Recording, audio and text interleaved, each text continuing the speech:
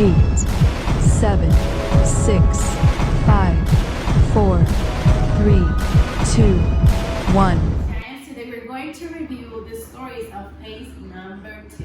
I know that you already read it with Mrs. Castro, but let's just review it very fast. That way we can finish with our test. So the first story that we're going to read today is about Elisha. Elisha was a prophet, and he had lots of men living with him, just teaching them how to be a prophet. How to be a prophet. So we might say there was like a prophet school. One of them said, I have an idea. Let's go on the woods by the Jordan River. We can each cut down a tree to use in building a place in which to live. So they were going to the forest to cut trees to make their own houses. So Elisha told them that they could go and do that. So they all started to go.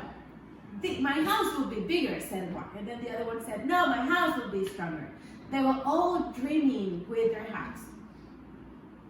All the young men began to cut down trees. I suppose they talked and visited together as they worked. Elisha may have worked with them, or he may have stood and watched.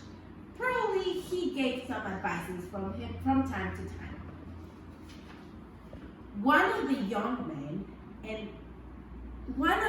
men had an axe that he had not used before. It was new, and he was chopping when suddenly the axe head flew off. Where do you think it fell? Yes, right in the river.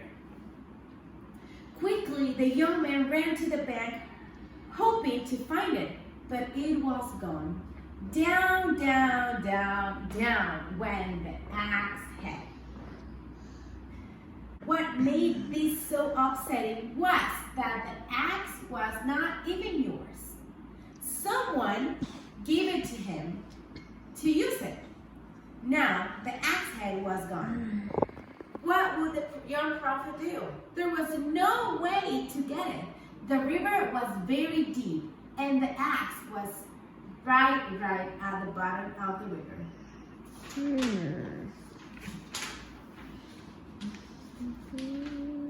Then he remembered Elisha, the man of God. God had used him to do lots of miracles. So he thought, oh, Master, he cried, I have lost my axe head. Can you please help me? Where did it fall? Elisha asked. Right here at the river. So Elisha threw the stick into the water, and just where the axe head had gone. Now Elisha was a man of God. And what happened next happened because God worked a miracle. Do you think the iron flowed? No, iron does not float. No, not usually. So quickly to the bottom, God did a miracle. When that stick hit the water, the iron floated. Can you believe it? So the axe head came out from the bottom of the river and floated. That way the man could just took it and start working that. Put on your hand, said Elisha to the man, and now took it quickly. And the man was very happy because he had his axe back. God will help you too, boys and girls. Remember, it is important to pay attention and be careful when you're working. God will help you, but you will always have to be careful with what you have in your hands. The end. Okay, so now please get out from your folder this practice. This space practice is where we're going to be coloring now. So get out some color pencils and let's start coloring. This story will remind you of the story that we just read. That God will always help you, but remember to be careful, just as the man did with the axe head that he lost. So we will just color this beautiful picture with lots of different colors, and of course the name of the famous prophet. So happy coloring! Okay, so Genius Giants, this is story number 2. And this story, you can find it in page number 9 of your page number 2. Once, Jesus was walking from town to town, just traveling around the city. Outside of a little village, there were 10 men. They have a very, very bad disease. That disease is called leper. So leper people were not allowed to get into the city. So they always have to stay outside of the town. They could not come close to anyone without calling out, warning to the other person. So they did not dare to get close to Jesus. When they saw Jesus coming, they could not run to Jesus and see him. They just have to stay outside and far away from one to another. But they knew that that was Jesus, and they knew who Jesus was and all the miracles that he could do. So,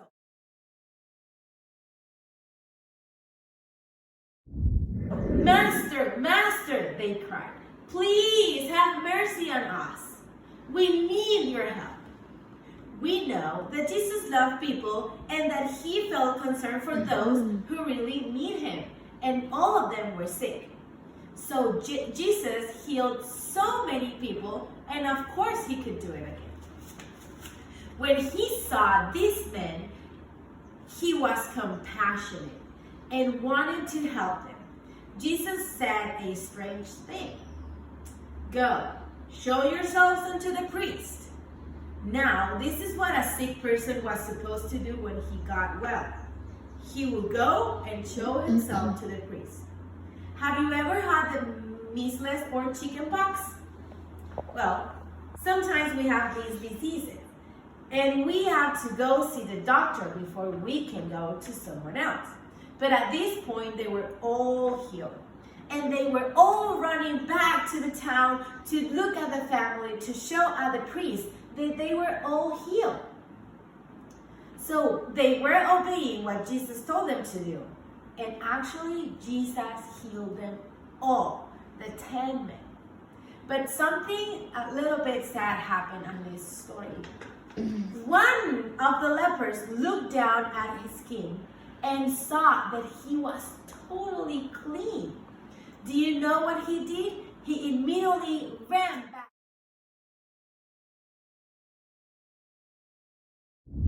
to Jesus and said, thank you, Jesus, because you healed me. Now I can go back and hug my kids and hug my wife and hug my family and just run away and just run around the town. Thank you, Jesus. I'm so thankful. But you know what? The rest of the 9 men forgot to say thank you to Jesus. So I think I could thank Jesus, and I hope that I would do. But you know, I'm not really sure if you would give thanks and glorify God or not. Sometimes I know I'm not thankful for all the things that he does for me. So think on all those things that God had given to you. Your food, your parents, your family, your toys, your clothes, your school. And just be thankful and take this time to say, thank you, Jesus, for all the things that you had given me. Now, to complete the rest of the practice, we are going to be coloring this. With beautiful coloring, you will be coloring Jesus, the man who remembered to say thank you, and all of the 9 lepers that did not remember to say thank you to Jesus. And we will almost be complete with this pace practice. So, Genius Giants, I hope that you're done with coloring the last page. Now we're going to start with our story number 3 and last story of this page. So, this story is a pretty sad story that we could learn lots of things from it. One of the saddest stories that the Bible tells about, lying. In the Garden of Eden, God had provided everything needed for Adam and Eve. This is Adam and this is Eve. So in the garden, they have everything they need. They have fruit, vegetables, they have friends of each other, everything to just live happily. So Eve was the first woman on earth, and Adam was the first man on earth. They had a perfect climate, a perfect garden, perfect fruits. They were all just enjoying the beautiful garden.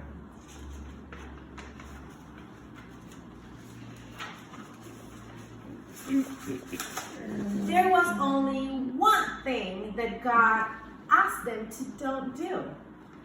God told them to leave the tree in the middle of the garden alone. They were not to eat the fruit of the garden. So he said, you can eat from all the trees, but not from this one. Of course, if God told you something, you must be obedient, don't you think? Well, but they were not. Each day, God came and talked to them. What a wonderful life they had.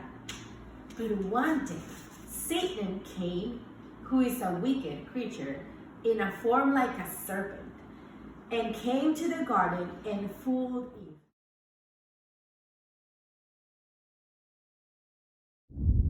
Did God really tell you not to eat the fruit of any tree in the garden? Oh yes, Eve said. We can eat the fruit of almost all the trees, but there is only one that we must not eat. Which one? He asked.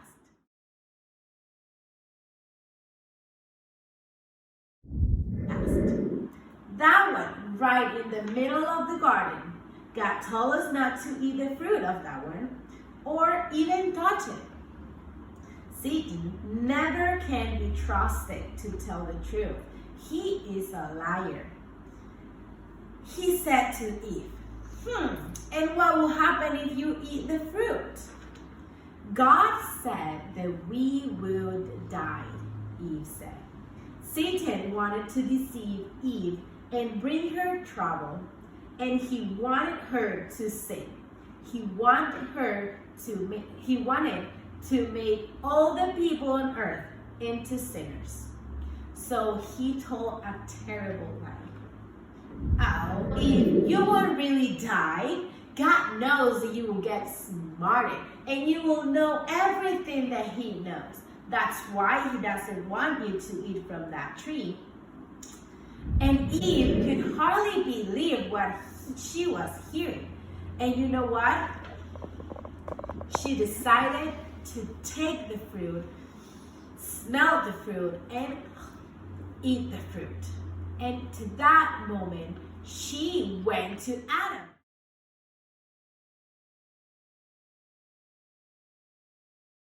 And offered to him. And guess what? Yes, he ate it too. So Eve believed the devil's lie. She ate the fruit and gave some to Adam. That was the first sin ever committed on God's beautiful, perfect earth, because they were disobedient. Satan, remember this, is a liar. He will never ever say the truth to you. Adam and Eve disobeyed, and they died spiritually and were cast out from the garden. They did not have permission to stay. So God take them out and protect the door of the garden, because they were not allowed to live again in the garden. What a sad story, don't you think? That's why we should be always obedient. Obey your mom, obey your dad, obey your teachers, obey your pastors. We always have to remember that it's very important to obey God also. And to finish with our practice, you might color this with your best coloring ever. And then, guess what? We are all done. Good job, Genius Giants. I hope to see you soon. I love you.